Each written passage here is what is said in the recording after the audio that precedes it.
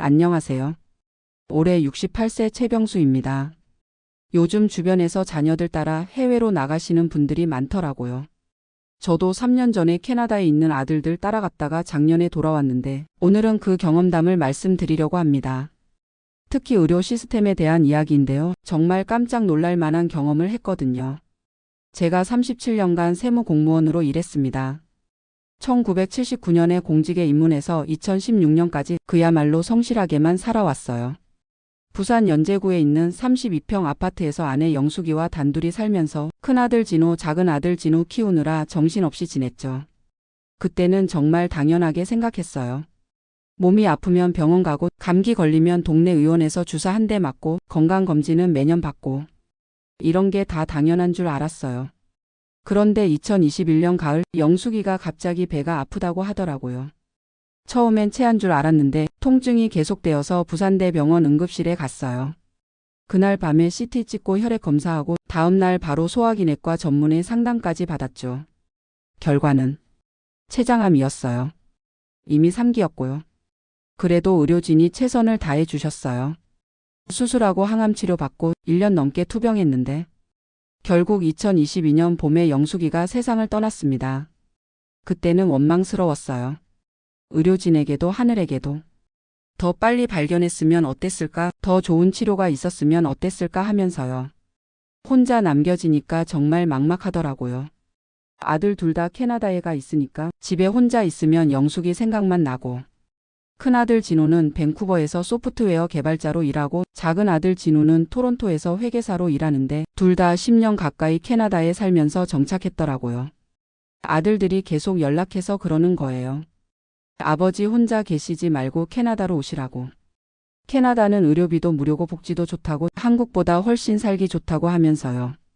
처음엔 거부했어요. 나이 65세가 넘어서 뭔 이민이냐, 여기서 태어나서 여기서 죽는 게 맞다고 생각했거든요. 하지만 날이 갈수록 외로움이 견디기 힘들어지더라고요. 그래서 2022년 가을에 결심했어요. 아들들과 함께 살면서 손주들도 보고 말년에 좀 편하게 살아보자고. 캐나다 이민 비자 받는 것도 생각보다 복잡했지만 아들들이 도와줘서 2023년 봄에 밴쿠버로 갔습니다. 처음 도착했을 때는 정말 좋았어요. 공기도 깨끗하고 집도 크고 큰아들 집 근처에 작은 아파트 하나 얻어서 살기 시작했어요. 손주들도 보고 아들들과도 자주 만나고 이게 바로 선진국 생활이구나 싶었죠. 그런데 한 달쯤 지나서 감기에 걸렸어요. 한국에서는 동네 의원에 가서 진료받고 주사 맞고 하면 되잖아요. 그런데 캐나다는 그게 아니더라고요. 먼저 가정의한테 예약을 잡아야 해요. 그런데 그 예약이 일주일 후에나 가능하다는 거예요. 감기 걸린 사람이 일주일을 어떻게 기다려요? 큰아들한테 말했더니 그게 당연한 시스템이라고 하더라고요. 겨우겨우 가정의를 만났는데 진료 시간이 고작 10분이에요. 목구멍 보고 청진기로 가슴 좀 듣고 끝. 그것도 영어로 대화해야 하니까 답답하고. 약 처방전 받아서 약국에 따로 가야 하고. 한국에서는 의원에서 진료받고 바로 약까지 받아서 나오잖아요. 그런데 캐나다는 처방전 받아서 약국 가서 또 기다리고. 이게 뭔가 싶더라고요. 더 큰 문제는 전문의 진료였어요. 제가 당뇨하고 고혈압이 있어서 정기적으로 관리를 받아야 하는데 내분비 내과 전문의를 보려면 가정에 소견서가 있어야 해요. 그것도 예약이 3개월 후에나 가능하다고 하더라고요. 한국에서는 당뇨 수치 이상하면 바로 대학병원 가서 당일에 진료받고 필요하면 즉석에서 약 조절도 하고 그랬는데 3개월을 어떻게 기다려요? 그러던 어느 날 밤에 혈압이 갑자기 올라가서 어지러워지더라고요. 식은땀 나고 가슴도 답답하고. 아들이 응급실로 데려갔는데 거기서 또 충격을 받았어요. 응급실에서 6시간을 기다렸거든요. 6시간이요. 간호사가 말하길 생명에 위험한 환자부터 본다고 제 증상은 급하지 않다고 판단한다는 거예요. 한국 같으면 응급실 가서 혈압 재고 심전도 찍고 바로 처치 받을 텐데. 거기서 의자에 앉아서 6시간을 기다리니까 정말 답답하더라고요. 겨우 진료받고 혈압약 처방받아서 집에 왔는데 이게 과연 선진국 의료 시스템인가 싶었어요.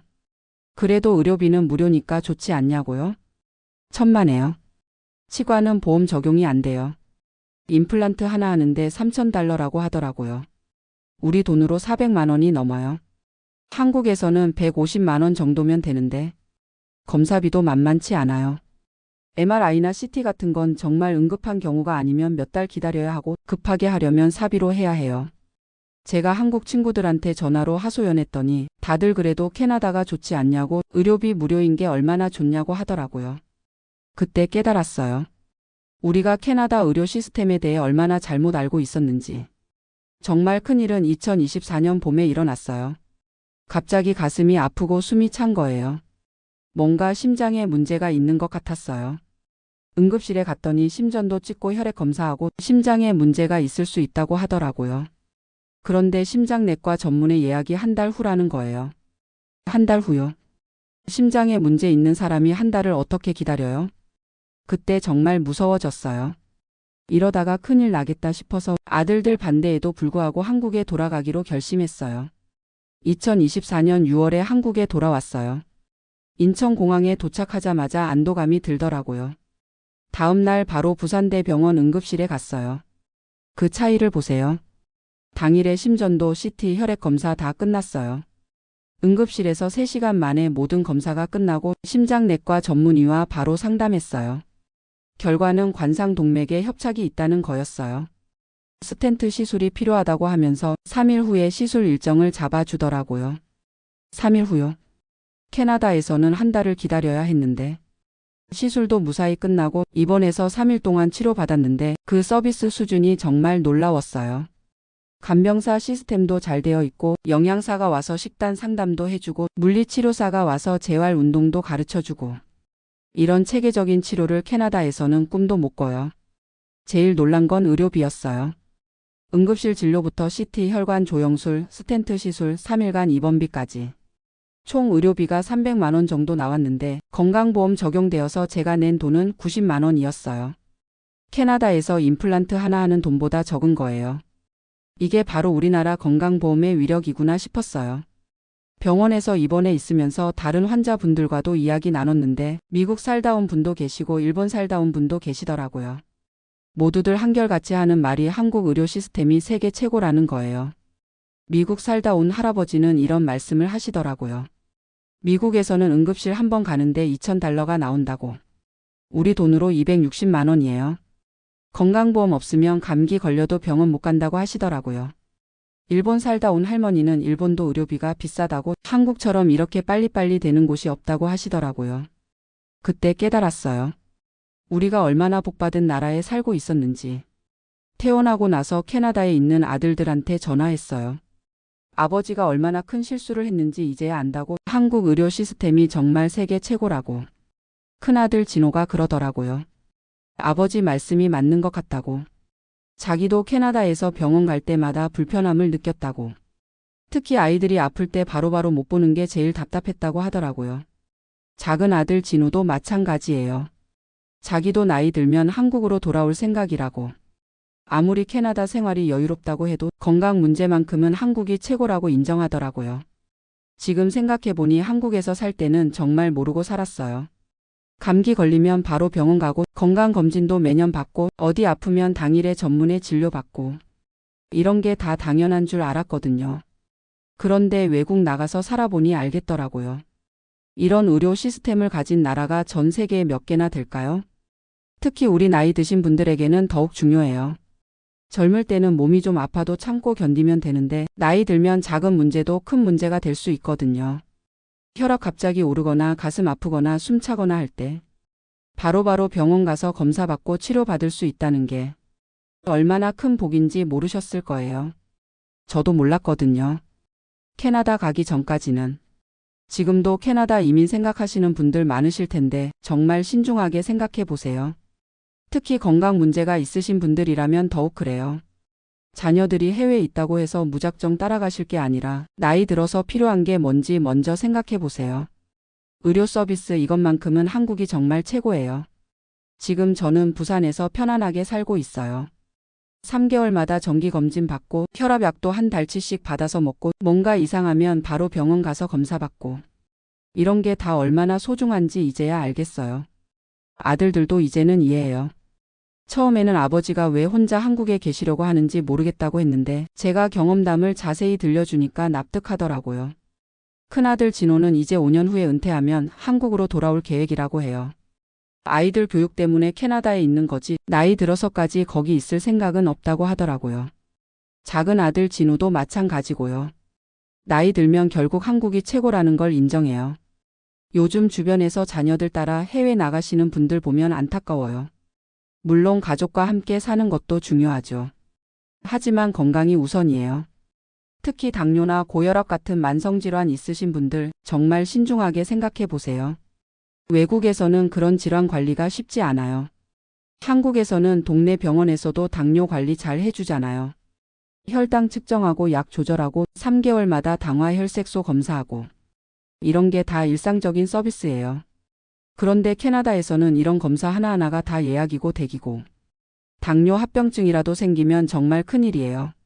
제가 밴쿠버에 있을 때 만난 한국분이 계셨는데 당뇨발 때문에 고생하시더라고요. 한국에서는 당뇨발 전문 클리닉도 있고 정기적으로 발 관리해주는 서비스도 있는데 캐나다에서는 그런 세심한 관리를 받기 어려워요. 그분이 결국 발가락 하나를 절단하셨어요. 한국에 있었으면 미리 예방할 수 있었을 텐데 정말 안타까웠어요. 또 한 분은 백내장 수술 때문에 고생하셨어요. 한국에서는 백내장 수술이 일상적인 수술이잖아요. 하루 입원하거나 당일 수술로도 가능하고. 그런데 캐나다에서는 백내장 수술 대기자가 너무 많아서 6개월을 기다려야 한다는 거예요.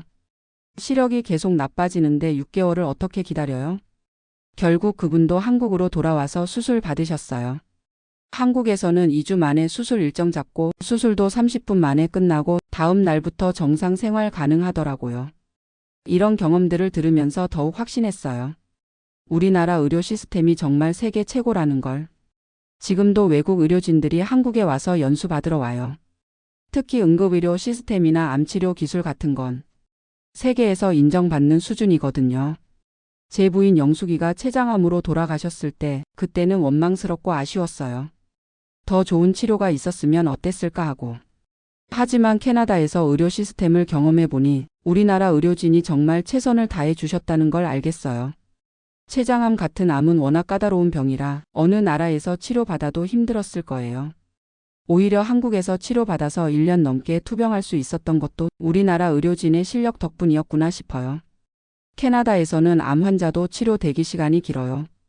수술이나 항암 치료 일정 잡는데도 몇 주씩 걸리고 한국처럼 진단 받자마자 바로 치료 계획 세우고 일주일 안에 수술하고 이런 게 불가능해요.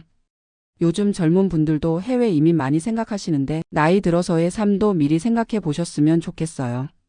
젊을 때는 몰라도 나이 들면 건강이 가장 중요해요. 그리고 또 하나 깨달은 게 의료진에 대한 존중과 감사의 마음이에요.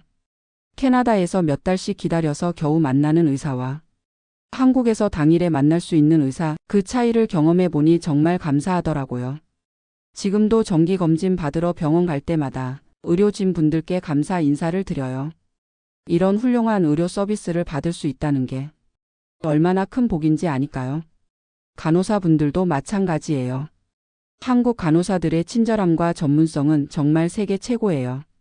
캐나다에서는 간호사 만나기도 어렵고 만나도 업무적인 대화만 하고 끝이에요. 한국 간호사분들은 환자 상태 세심하게 체크해 주시고 궁금한 것도 친절하게 설명해 주시잖아요. 이런 서비스를 외국에서는 받기 어려워요. 병원 시설도 마찬가지예요. 한국 대형 병원들의 시설과 장비는 정말 세계 최고 수준이에요. MRI나 CT 같은 장비도 최신형이고 검사 결과도 바로바로 나와요.